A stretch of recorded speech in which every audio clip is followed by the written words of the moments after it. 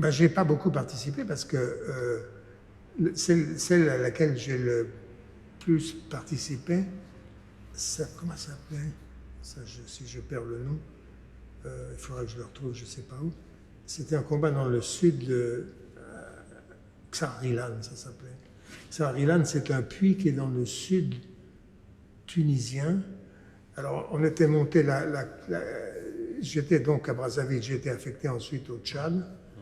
Et Leclerc, puisque tout ça, c'était Leclerc qui dirigeait tout ça, et Leclerc faisait des raids de plus en plus complexes et profonds dans le sud de la Libye italienne. Et au début, je n'ai pas participé au premier, à Koufra en particulier, qui a été un truc assez extraordinaire, où Leclerc, avec 200 types et 20 camions, a fait prisonnier je ne sais plus combien de milliers d'Italiens qui se sont rendus avec satisfaction au premier coup de canon. Et là, on a recommencé, mais après, les Italiens sont tombés sur les Allemands, et là, ça devenait une autre paire de manches. Donc, ma guerre, ça a été ça a été de remonter depuis Fort-Lamy, ou un peu plus haut, à travers le désert, pour attaquer les postes italiens qui s'appelaient Seba, Morzouk et compagnie.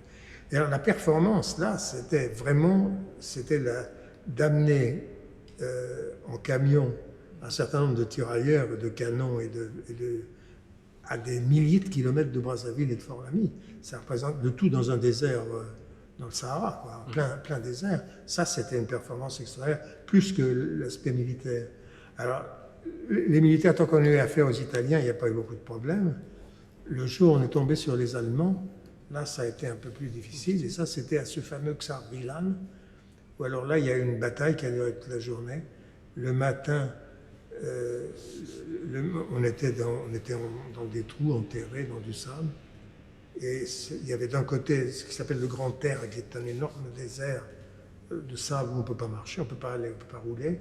Et de l'autre côté, la montagne, les Matmata.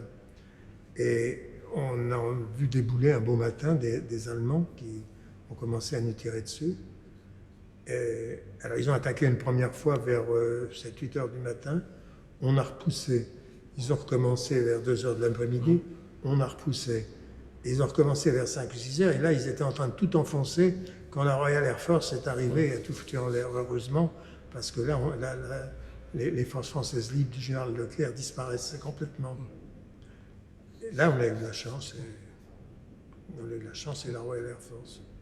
Vous avez une grande admiration, non, pour la Royal Air Force et pour oui, qui est justifié, mais en même temps pour l'efficacité, non, de l'armée britannique.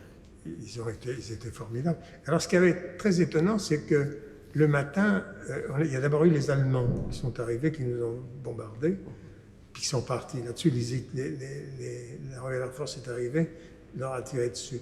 Et ça a duré comme ça pendant toute la journée, tantôt l'un, tantôt l'autre, jusqu'à 5 heures du soir, ils sont arrivés ensemble. Et là, on a assisté à un spectacle extraordinaire. Il y avait à peu près 30 avions ou 40 avions de chaque côté qui se tiraient dessus, dans tous les sens. Et finalement, les Allemands sont repartis. Il y a eu je ne sais pas combien d'avions descendus. Ça, c'était très beau. C'est un spectacle magnifique.